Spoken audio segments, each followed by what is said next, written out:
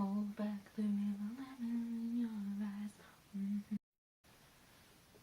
Hey, welcome back to another video. I'm getting pretty good at uploading at the minute.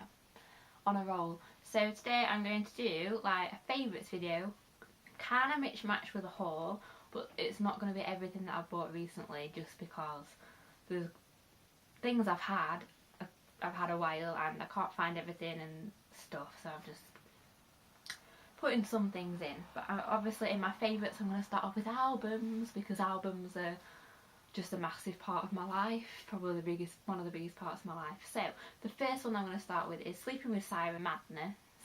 Now I wouldn't say I'm like a proper Sleeping with Sirens fan. I've heard a few of their other songs. So when Madness came out I pre-ordered it and they gave you like 4 songs before the album was released. I really enjoyed the songs that I heard, and what I really like about this album is that they've gone for a softer tone as well. If there's people who they normally sort of appeal to, they might get a newer audience because they're making slower, more ballady, well not ballad, but I wouldn't go that far to say ballad, but slower songs. So I really like Kick Me, Go Go, Left Alone and Don't Say Anything. I think they're my top songs on that album. So if you like Sleeping with Sirens, go and check that one out. The next one is a band that maybe not be a popular choice or as popularly heard of, but it's Kingsland Road, and they were on the X Factor, and they were one of my favourite bands on there. Generally, I never really liked groups on the X Factor, so these were really, really good, and I was so like sad when they got voted off. But it's their album We Are the Young, and it's brilliant, very good. I really like their Misbehave, my favourite, We Are the Young, Never Too Late, Dirty Dancer. It's just all of the songs on there are actually really, really catchy and really bouncy, and it's just really good for travelling and stuff. So if you did like Kingsland Road or know who I'm on about, please go and check this album out. And the next choice of album that I've been really, really into, but I've only recently just bought, is James Bay, Chaos and the Calm. So people who know me will be like, this is not your kind of music at all, but is because I don't really listen to soft music artists apart from Ed Sheeran. Like everyone likes Ed Sheeran, but James Bay is just like, I'm just obsessed with him right now. I heard Hold Back the River a lot and I became really sort of into that song. I was like, okay, I'm gonna check out some of his other stuff. And what I like about this album is the first half is like upbeat, jolly kind of songs, and then the second half is more like your ballad type. But the ballads are like really good for relaxing and wanting to unwind and just sort of lay in bed and relax. So yeah, they all have pros and cons. Like I do prefer the upbeat songs, but that's just me. I always do prefer upbeat songs on albums.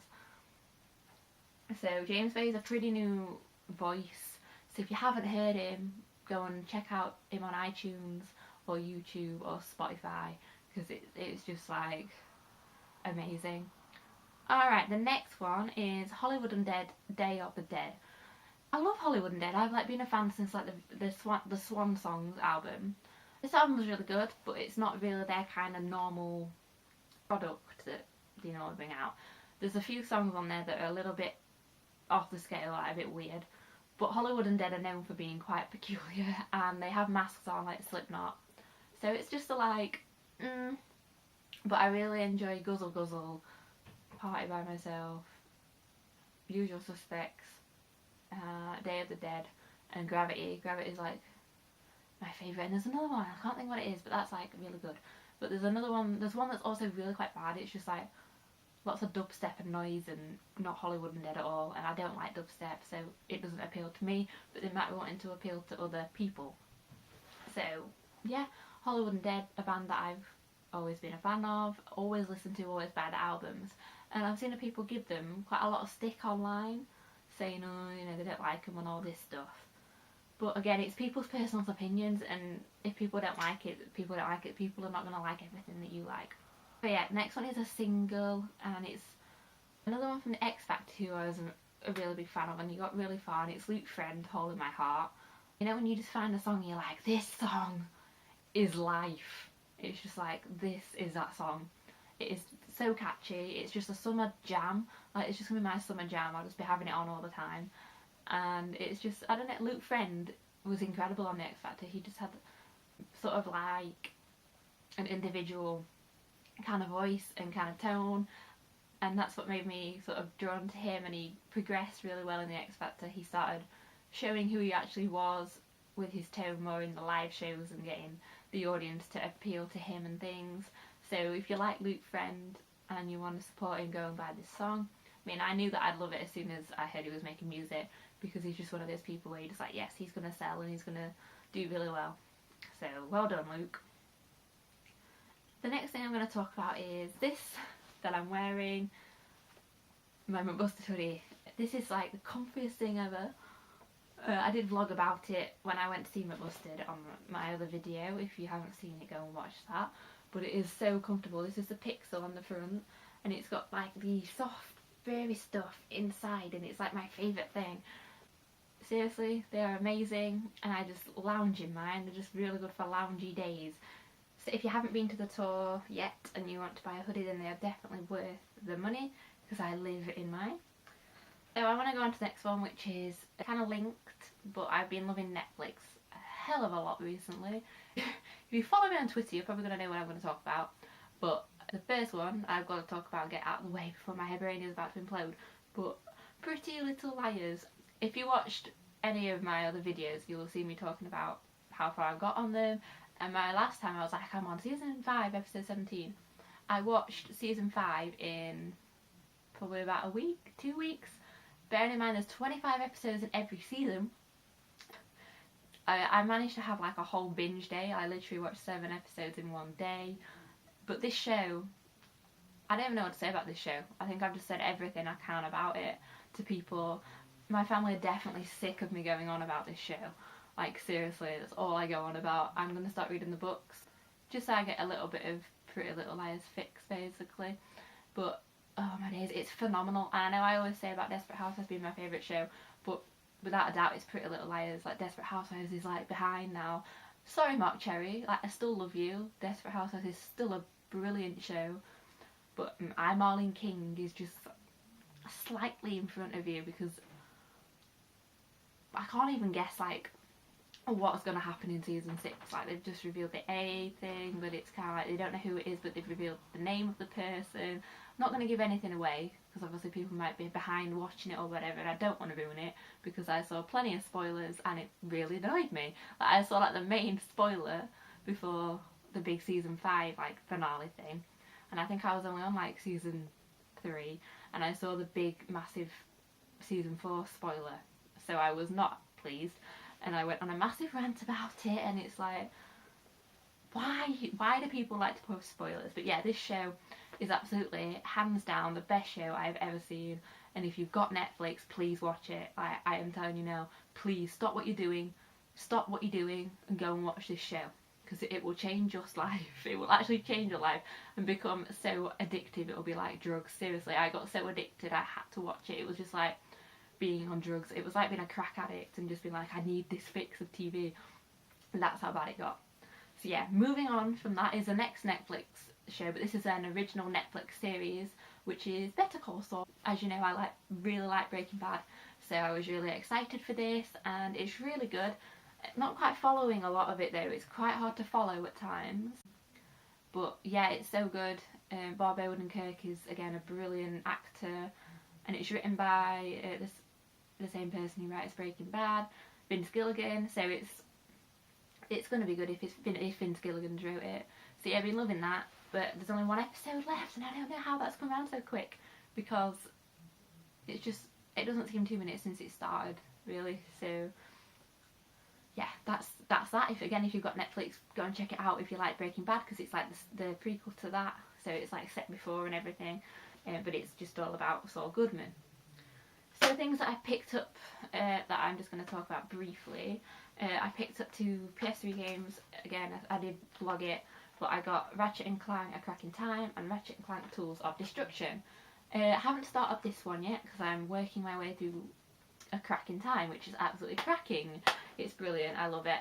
Discovered Ratchet & Clank probably about a year ago through somebody. Yeah, about a year ago. They had like the entire collection, So I haven't got them all yet, but I'm working towards getting them. I'm not sure if you're supposed to play them in an order. I asked the person that I bought it from and they said it wasn't an order. So I'm hoping that I don't have to play it in order because I don't think I am. But yeah, they're really good. They're also made by Insomniac Games, which make The Last of Us and the Crash Bandicoot original games.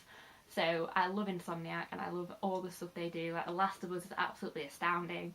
Crash Bandicoot was my favourite game as a child. So this is a bit like Crash Bandicoot really, it's just obviously with Ratchet and Clank. So yeah, it's right up my street.